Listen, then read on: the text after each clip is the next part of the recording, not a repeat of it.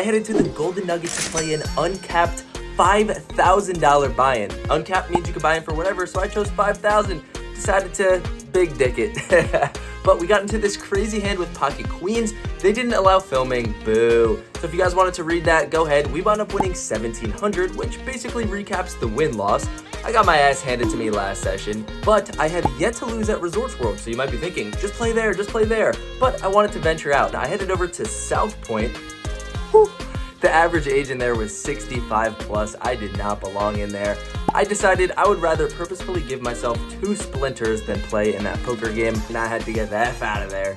We wound up having a small loss there, and then I decided to pack my bags and go to the Horseshoe. You guys have been following along my $10,000 challenge. I went from plus 6,800 to like plus 3,000. Now we're all the way back up plus 6,200. Let's see if we can get a win today. Let's get right into it. Let's go.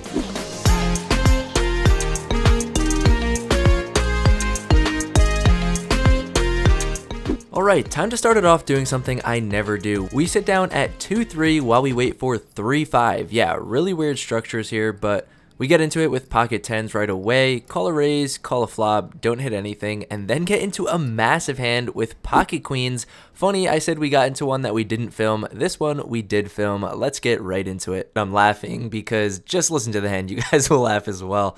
So we're playing 2-3 like I said. I opened $15 from middle position. I know that's a massive raise, it's 5x, but hey, I don't know what to do. I've never played 2-3. And just the small blind calls, and when we see a board of 3-6-7 rainbow, he checks, I continue here for $20, and he goes all in for $300. Like, what? Does he have 4-5 suited? Did he have a set? I don't know what's going on. I don't even know what kind of bluffs this could be. I don't think this guy's bluffing. Like I said, everyone around here is 65 plus. I am the youngest person at the table by 30 years, sitting at 22 years old.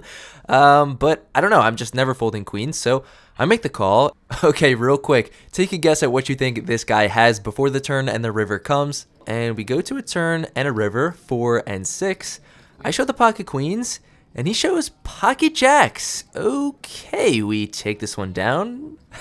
Pocket jacks is like the last guess I would have had, but an understatement to say that's an interesting play, but let's head to the next hand. We decide to open up king queen to $11. I adjusted my raise sizing a little bit. We pick up 2 colors and oh my goodness, we flop the nuts. How good are we running at this place? Of course, it's at 2-3, but I'm first to act. I decide to actually check and it checks around, which sucks, but on the 3 turn, it brings in a diamond draw. I bet out for $20 and get 1 call, so things are looking a little bit up. Definitely could be worse. And we get a diamond river. Not the best, but I do think we need to bet big here, so I bet out for $100, a slight overbet, and my opponent folds.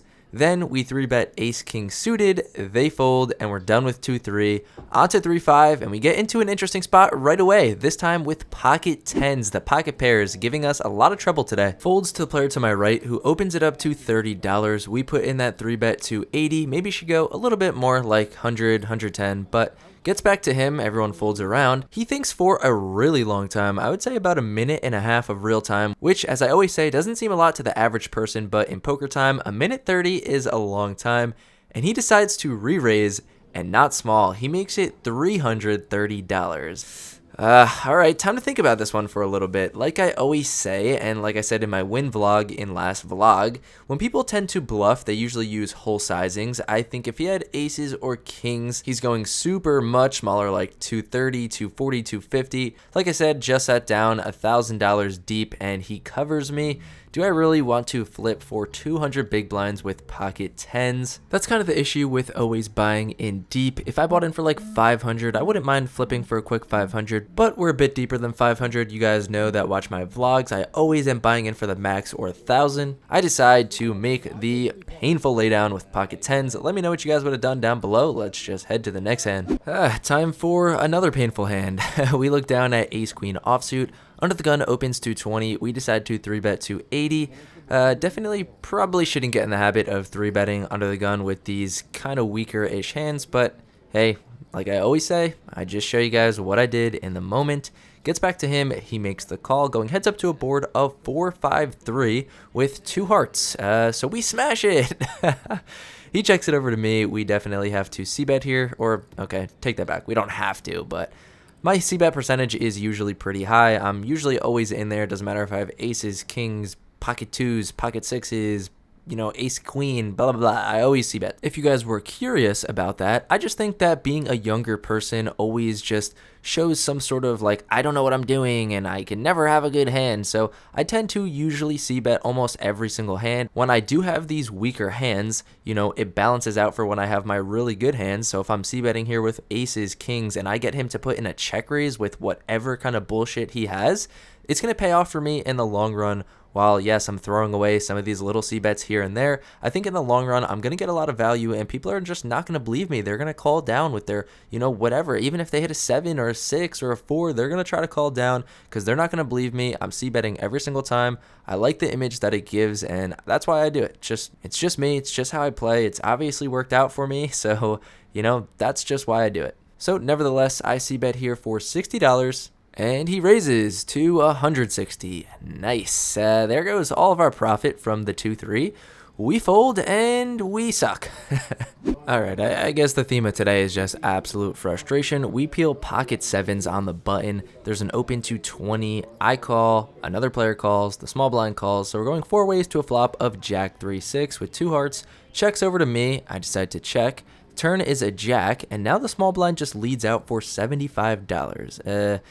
Okay, kind of weird. Folds over to me, and I'm just kind of not really buying what he's selling. I think it's a jack or nothing. I don't think he's going to have a flush draw. I don't think he's going to have a hand that's better than sevens if it's not a jack. So I decide to flick in the call, going to a river, which is the 8 of hearts. Definitely a weird turn. The flush draw comes in, but there was no action on the flop, so kind of ruling out a little bit of a flush draw. And now when he bets out here for $150, again, I think it's just jack or nothing, not really buying what he's selling. So I think for a little while and decide to flick in the call, and my opponent shows deuce 4 of hearts. Why would you take the betting lead on the turn on a paired board? I'm just so fucking confused, but whatever. Nice hand. You played me, buddy. You got max value. Again, I suck. Next hand. Alright, so besides the first hand, you guys haven't seen chips getting pushed my way this entire night, so I guess if the good hands won't do it, maybe 6 deuce of diamonds will. I decide to call a raise to $20. Yes, bunch of people on the hand. We flop a 6, the action checks around. Turns a jack, action checks around. River's a jack, action checks around. Nobody wants to show their cards, so I say I've got a 6, and we take it down. The only way I could win is if nothing happens and I get lucky. Let's go. We played pocket 10s, got 1 street of value before they folded to the turn. Then we ran a little bit of a bluff with 8-10 of clubs, got it through on the turn. This table's just been pretty crappy. Let's see if we can turn it around. And if the session is frustrating, might as well continue it. We look down at 6-8 of diamonds. There's 2 limps. I decide to open it up to $25, and they both make the call. Going 3 ways to a board of ace 3-7 all clubs. They check it over to me. Not only am I going to have all the strongest aces, I'm going to have all the top clubs. So I continue here for $30. The first player folds, but the second player makes the call. Going heads up to a turn of a 5. So now we have an open-ended straight draw. So definitely a pretty interesting spot here. And when he checks it to me, probably should check this one back, but like I said, still gonna have all the strong aces, all the high clubs, the high flushes, so I bet out for $80, and now I get raised to $200. Why wouldn't I, right? I think it over for a little bit and decide to fold, and he shows me ace 5 offsuit, so everyone else is just hitting everything they need, and I'm hitting nothing. Good recipe, huh? We get pocket 9s, we raise them up, we c-bet the flop, check the turn, check the river, and my opponent bets 75, and on this board, we just can't really call, so I fold. We get in the mix with king 10, check it over to him, he bets, and it leads all up to this hand with queen jack, and we finally make a hand. We raise it up pre-flop, get 2 callers, and boom, queen jack 5 with 2 hearts. The first player checks. I continue here for $30, and the player to my left makes the call. I'm happy to see that because, like I said, in my last 2 hands and in a lot of hands, he's betting when checked to, so planning to put in a big check raise on the turn. Let's head to a turn, and bink, we hit the full house right away. This is an awesome spot, and like I said, he's betting a lot when checked to. This is going to look so weak by me to just c-bet the flop and then check the turn, but of course, now, out of every time, he sniffs it out and checks back. I mean, can today get any more frustrating? Let's just head to the river. It's a brick. Now, I decide to go big. I bet $110, and he folds. It's literally like my cards are face up. I can't take it. I'm out of here. Let's head to the horseshoe. Like I said in the intro, sorry for the little spoiler, but we booked a $225 loss at South Point. With how bad the game was and how bad I ran, you guys saw it. 225's not bad at all. Let's see if we can recoup, regroup, and book a nice win at the horseshoe. Let's get right into it. For the first hand, you guys see the chips out there. We 3-bet King Queen over an open 230. We 3-bet at 290, and he makes the call. And it seems our whiffing problems continue as we see a board of deuce 7. But on the other hand, this board should not hit him at all unless he has some type of overpair. So when he checks it to me, we are definitely going to c-bet here. Like I said, I always like to c-bet. I make it $55, and unfortunately, he makes the call. But fortunately, we turn a queen. We went from bluffing to now value betting with probably and hopefully the best hand. He checks it over to me, and I basically just double my bet. I make it $110, and after a short think, he makes the fold, but nice to start off with a win after how brutal South Point was to us. Time for another interesting hand, this time with 6-7 of spades in the big blind. There's 2 limps, small blind makes it 20, I call, both limpers call, going 4 ways to a board of 7 queen 9, pretty interesting. And now the small blind continues here, but just for $15. So with a pair, backdoor flush draw, backdoor straight draw. Yeah, I flick in the $15, and both other players do as well, and we get a good card on the turn, the 5 of spades. We've got a gutter, I think, if I'm doing that in my head correctly, as well as the flush draw, which is more important. Now the small blind checks, I check, and now the hijack takes the betting lead. He bets just $40, the button folds, the small blind calls, I call, and now we get an even more interesting card on the river. We river 2 pair. There's a 1-liner to a straight out there, and he 8. The small blind checks. I check. And now the hijack is not done betting. He bets $100. And when the small blind folds, I don't know. I'm just feeling weird about it, not really buying it. I decide to flick in the call, and he shows 1 pair. I guess he turned 1 pair into a bluff, and we take it down. Definitely one of the weirder setup hands I've played in a while.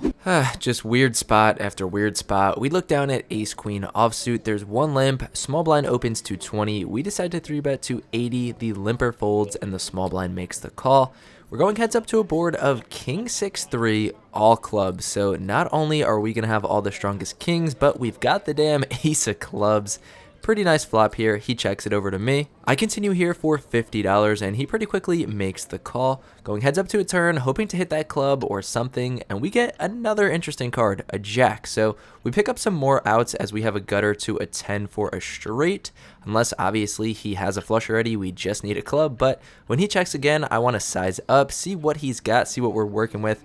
I bet out for $150, and now he does something that I'm really just not expecting at all. He check raises to $350. What? What is he going to have here out of the small blind? I just don't think he's going to be doing this with a set. He probably would have raised the flop. I just think now he's got a weaker flush, maybe something like 8-9 of clubs, jack 10 of clubs, something in that range. So we've got some outs, not too many outs. Like I said, if I think and I'm putting him on a flush, we've really only got what? I don't even know. I can't do quick math, like 6-7 outs. So probably should just be folding here. But if he does have 2 pair, a set, or even 1 pair, we've got plenty of outs. But not really putting him on that, but we'll see. I decide to flick in that call. Going to a river 1-time dealer, please. And no. A total brick, and not so surprisingly, my opponent goes all in for his last like $450. I fold, showing him the ace of clubs, and he shows me king jack suited. So it seems like our South Point troubles are rolling over into the horseshoe. Everyone's hitting what they need. We're not even hitting a lick of anything that we need, and let's just keep going here. For the next hand, we're in the big blind with pocket jacks. There is an open by late position to 20. We decide to 3-bet to 80, and he makes the call, going heads up to a board of king 3-6, all diamonds. A little bit weird when there's 1 card over our pair, but we have the jack of diamonds, so can definitely fall back on that one. I continue here for a pretty big sizing of $105, and my opponent flicks in the call, and if you look at his stack, he's only got about $250 left, so we're pretty much going all in on any turn in the entire deck, and the 5 of hearts is no exception. So like I said, following through with the plan, I put him all in and he snap calls, shoves his stack in the middle faster than I can even blink. So I'm like, great. He's got ace king, king queen. We're dead until the river's the 10 of diamonds. So I'm like, okay, we just sucked out. Like, we have the third nut flush. I mean, unless he has the ace or the queen of diamonds, we're good here.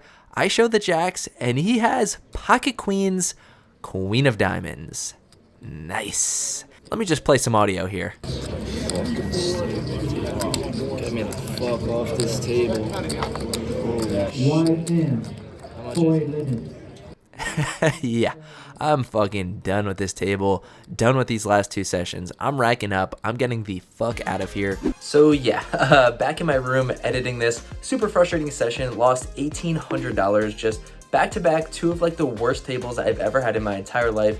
Super tilting. These next couple weeks, I'm gonna have all the rest of my vlogs from Vegas, my updates on my 10K challenge. We might have hit it. Definitely these next couple vlogs are gonna be awesome. Thank you guys so much for supporting me. It means the world to me. Peace out. Have a great week. See you next time.